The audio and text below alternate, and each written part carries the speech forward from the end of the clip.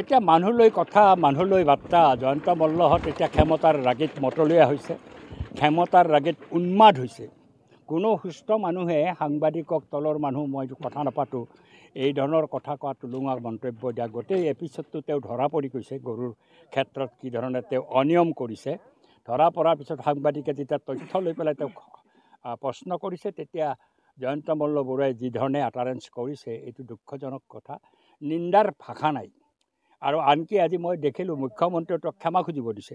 মুখ্যমন্ত্ৰীও আনকি ক্ষুব্ধ হৈ গৈছে। জয়ন্ত মল্লৰ এই কথাত গোটেই ৰাজ্যখনে জাঙুৰ খাই উঠি তেওঁক নিন্দা কৰিছে। আৰু এইটোৱে ভাৰতীয় জনতা পাৰ্টীৰ চৰকাৰৰ কিছু মন্ত্ৰীৰ উদ্ধতালি মিছা কথাটো কয়।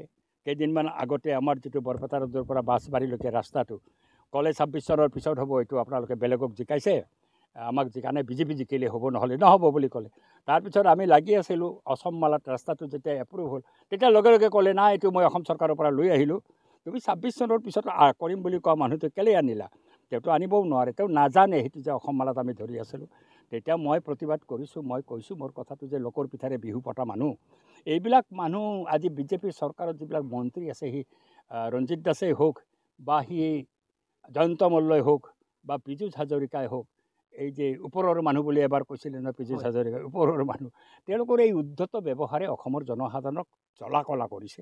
সেইকাৰণে আমি তেওঁলোকক পৰাজিত কৰাৰ কাৰণে সকলো বিৰোধী পক্ষ লগ লগাৰ চেষ্টা কৰি আছোঁ। হয়তো লগ লাগিম, লাগি পেলাই এইবাৰ বিজেপিক বিদায় দিয়াৰ কাৰণে আমি ঐক্যবদ্ধভাৱে সংগ্ৰামত নামিম অসমত, আৰু তেওঁলোকক আমি বিদায় দিম। কংগ্ৰেছত কৰি 1000 গুণে বেছি দুৰ্নীতি তেওঁ কৰিছে এই সময়ছোৱাত। আনকি তেওঁ দুৰ্নীতি কৰি লুকাবলৈ চেষ্টা কৰিছে। তেওঁ কৈছে মই বিধায়ক হোৱাৰ আগতে মই এইখন ফাৰ্ম খুলিছিলোঁ মোৰ ঘৈণীৰ নামত, এইখন ফাৰ্ম আছিলে। তেতিয়াহ'লে তেওঁ এফিডেভিট যেতিয়া দিছে 21 চনৰ নিৰ্বাচনত, সেই এফিডেভিটত এই কথাটোতো উল্লেখ কৰা নাই। জালিয়াতি সৰ্বক্ষেত্ৰত আজি জয়ন্ত মল্লহঁতে জালিয়াতি কৰিছে, টকা পইচা ৰাজ্যত তছনছ কৰিছে।